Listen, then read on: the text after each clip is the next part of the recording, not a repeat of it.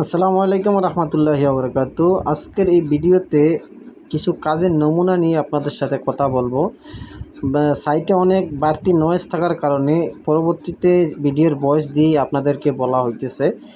আজকে যে কাজগুলো দেখানো হবে এই কাজগুলা দিয়ে মূলত কারো কাজের ভুল ধরা না, এই ভুল থেকে আমরা শিক্ষা পাওয়ার জন্যই বা ভুল থেকে আমরা নতুন কাজ শেখার জন্যই মূলত ভিডিওটি করা। এখানে কিছু কাজের ভুল রয়েছে। এখন আপনারা বলতে পারেন যে আমি ভুল ধরার কে, আসলে মানুষ মাত্রই ভুল হতেই পারে। ফার্স্ট স্টেপে আপনাদেরকে আমি যে ভুলগুলা দেখাবো সেই ভুলগুলা হচ্ছে বেশিরভাগই ক্ষেত্রে কিন্তু আমরা করে থাকি। যে ভুলের কারণে কিন্তু অনেক সময় আমাদের ভালো কাজে কিন্তু খারাপ পজিশনের দিকে চলে যায়। আমার সামনে যে ডিবিটা দেখতেছেন ফার্স্ট স্টেপে কিন্তু আমি সেই ডিবিটা নিয়েই স্টার্টে কথা বলবো, তারপর আস্তে আস্তে সবগুলোই কিন্তু আপনাদেরকে দেখানোর চেষ্টা করব। আসলে এখানে কাউকে ভুল ধরে কিন্তু কাউকে ছোট করা নয়, আমাদের শিক্ষা নেওয়া উচিত।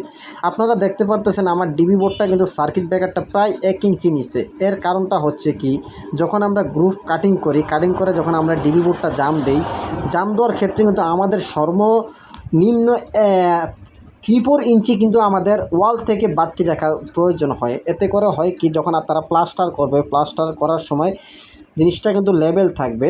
তো এটা যেহেতু আপনার একবারে গাঁথনির লেভেলে ওরা জাম দেওয়ার কারণেই এখানে 1 ইঞ্চির প্লাস উপরে কিন্তু আস্তর রয়েছে। আস্তরের কারণে কিন্তু ডিবি বোর্ডটা ভিতরে ঢুকে গেছে, এজন্য আমাদের যে উপরের কাভারটা আছে কাভারটা মিলতেছে না।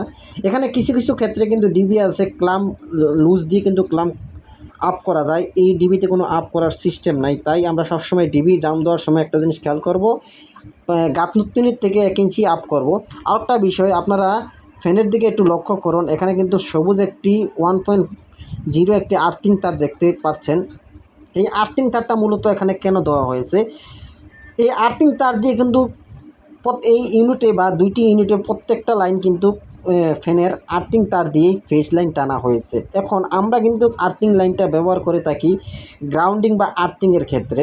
আপনাদেরকে আরেকটু দেখাই, বাস্তব না দেখলে আপনারা হয়তো বুঝতে পারবেন না। আপনারা এখানে ডিবির ভিতরে একটু লক্ষ্য করুন, আমরা কিন্তু প্রত্যেকটা রুমের থেকে বাধ্যতামূলক কিন্তু পাওয়ার সকেট থেকে আর্থিং দেওয়ার কথা, কিন্তু এখানে কোনো আর্থিং দেওয়া হয় নাই, শুধুমাত্র ফেজ নিউট্রাল নিয়ে আইছে। যাই হোক, তারপরও আমরা আইপিএসের লাইনগুলো টানার দরকার ছিল, আইপিএসের লাইনও টানা হয় নাই। এখানে আপনারা লক্ষ্য করুন, এই যে আর্থিং তারটা, যে আর্থিং তারের কথা বলতেছি, এরকমভাবে আর্থিং তার দিয়ে কিন্তু প্রত্যেকটা রুমের ফ্যানের লাইনটাকে মার্কিং করা হয়েছে। এখন আপনারা যারা সিনিয়র মিস্ত্রি ভাইয়েরা আছে ওনারা বলতে পারবেন আমরা আর্থিং তারটা উনি কেন দিয়েছে বা কী জন্য। এখানে ওই পাশে একটি বোর্ড দেখতেছেন, ওই বোর্ডের থেকে যে ফেজ এবং নিউট্রাল আইছে সেই নিউট্রালটাকে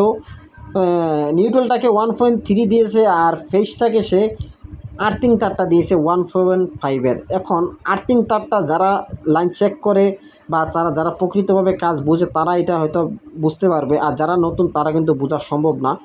এই বোর্ডের দিকে একটু লক্ষ্য করে দেখুন, এই বোর্ডে কিন্তু সেম কাজটি করা হয়েছে। এই রুমে টোটাল ফ্যান সহ 5টি পয়েন্ট, 5টি পয়েন্ট কিন্তু সে 1.5 আর্থিং দিয়ে করা হয়েছে।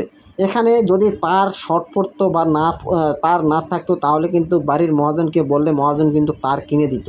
এতে করে হয়তো কি আমাদের কাজটা পরিপূর্ণভাবে হয়ে যেত।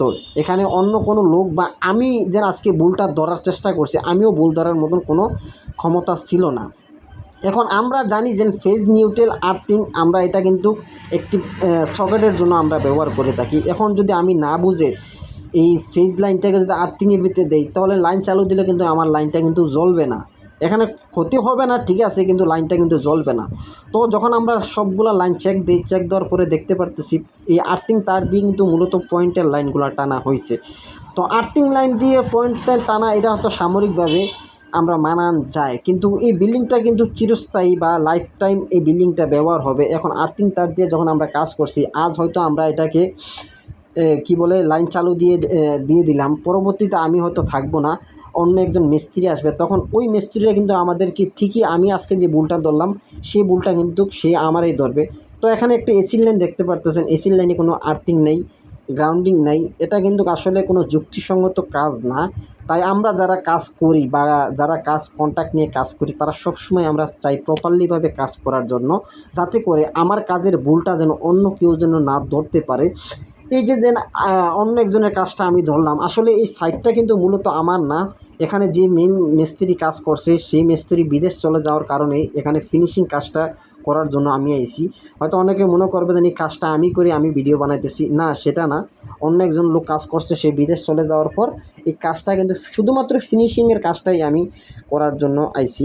এখন আমি যে এই ভুলটা ধরলাম, ভুলটা ধরে কিন্তু আমি কাউকে ছোটো করার জন্যই মূলত ভিডিওটা তৈরি করি নাই। এই ভিডিওর থেকে আমরা যারা নতুন আছি বা যারা এই ধরনের ভুলগুলো আমরা করতে নিয়মিত করি, তারা যেন আমরা এই ভুলগুলো না করি, সবসময় প্রপারলিভাবে কাজ করার চেষ্টা করি। এই জন্যই মূলত ভিডিওটি তৈরি করা। তো যারা যারা আমার এই ভিডিওটি দেখছেন, অবশ্যই ভিডিওর মতামত বা পুরো ভিডিওটা দেখে সুন্দর একটি কমেন্টে জানিয়ে দিবেন আসলে আমি যেন ভিডিওটা তৈরি করে বা আপনাদের সাথে যে কথাগুলো বললাম, আমার কথার ভিতরে কতটুকু যুক্তি আছে, আমি আসলে কি আদৌ কি রাইটভাবে কথা বলতেছি কিনা সেটা একটু আপনারা জানিয়ে যাবেন ইনশাল্লাহ। সবসময় চেষ্টা করি ভালো কাজ করার জন্য। ভালো কাজ করলে কিন্তু বাড়ির মহাজন আমাদেরকে আরেক জায়গায় কাজ করার জন্য যে সুপারিশটা ওনারা করবে। এখন যদি আমরা ভালো কাজ না করি তাহলে কিন্তু মালিক কখনো সুপারিশ করবে না। তাই এদিকে নজর রাখবেন। সবাই ভালো থাকবেন, সুস্থ থাকবেন। আল্লাহ।